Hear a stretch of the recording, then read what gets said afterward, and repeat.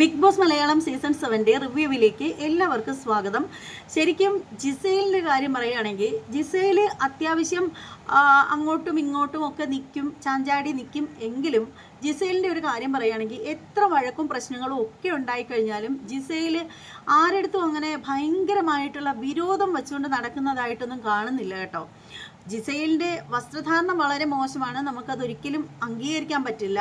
പക്ഷേ എന്നാൽ പോലും ജിസേൽ അങ്ങനെ ആരോടും വലിയ രീതിയിൽ മനസ്സിൽ വെച്ച് പെരുമാറുന്ന ഒരാളല്ല എന്നാണ് നമ്മൾ ഈ ഒരു 50 ദിവസം കഴിഞ്ഞു 55 ദിവസം ആവുന്ന ഈ ഒരു സമയത്ത് നമുക്ക് മനസ്സിലാക്കാൻ കഴിയുന്നത്.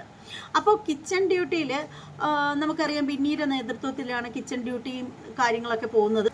എന്നാൽ വെസൽ ടീമിലെ കാര്യങ്ങളൊക്കെ വെസൽ ടീമിൻ്റെ ക്യാപ്റ്റൻ എന്ന് പറഞ്ഞാൽ അനീഷാണ്. അപ്പോൾ അനീഷിൻ്റെ നേതൃത്വത്തിലാണ് അവിടുത്തെ കാര്യങ്ങളൊക്കെ നടക്കുന്നത്.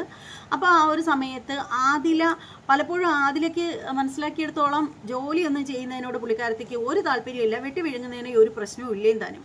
അപ്പോൾ ആ ഒരു സമയത്ത് പാത്രങ്ങളൊക്കെ കഴുകുന്ന കാര്യത്തിൽ സമയമോ കാലമോ ഒന്നും നോക്കാതെ അനീഷിനൊപ്പം വളരെ ഹാപ്പി ആയിട്ട് നിന്ന് പാത്രം കഴുകുന്ന ആളെന്ന് വെച്ചാൽ ജിസേൽ തന്നെയാണ്.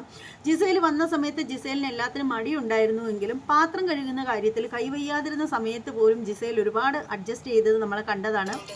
അതിൻ്റെ ഏറ്റവും എടുത്തു പറയേണ്ട ഒരു കാര്യം എന്താണെന്ന് വെച്ചാൽ ജിസേൽ പലപ്പോഴും നമ്മൾ കണ്ടിട്ടുള്ള ഒരു കാര്യമാണ്. അപ്പോൾ ലൈവൊക്കെ കാണുന്നവർക്കറിയാം, അനീഷും ജിസേലും കൂടി നിന്ന് പാത്രം കഴുകുന്ന സമയത്ത് വളരെ ഫണ്ണായിട്ടാണ് ജിസേൽ നിൽക്കുന്നത്. ജിസേൽ ഡാൻസ് ഒക്കെ കളിച്ചാണ് പാത്രം കഴുകുന്നത്. എന്നിട്ട് പുള്ളിക്കാരനെ ഡാൻസ് കളിക്കാനൊക്കെ ആയിട്ട് പറഞ്ഞൊക്കെ കൊടുക്കുന്നുണ്ട്. ശരിക്കും ജിസേലിനെ കുറിച്ചിട്ട് നമുക്ക് ശരിക്കും മനസ്സിലാവുന്നില്ല. പക്ഷേ എന്നാൽ പോലും ജിസേൽ അങ്ങനെ ആരെടുത്തും എന്തെങ്കിലും ഉണ്ടെങ്കിൽ അത് ഉള്ളിൽ വെച്ച് പെരുമാറുന്നില്ല എന്നാണ് മനസ്സിലാക്കാൻ സാധിക്കുന്നത്.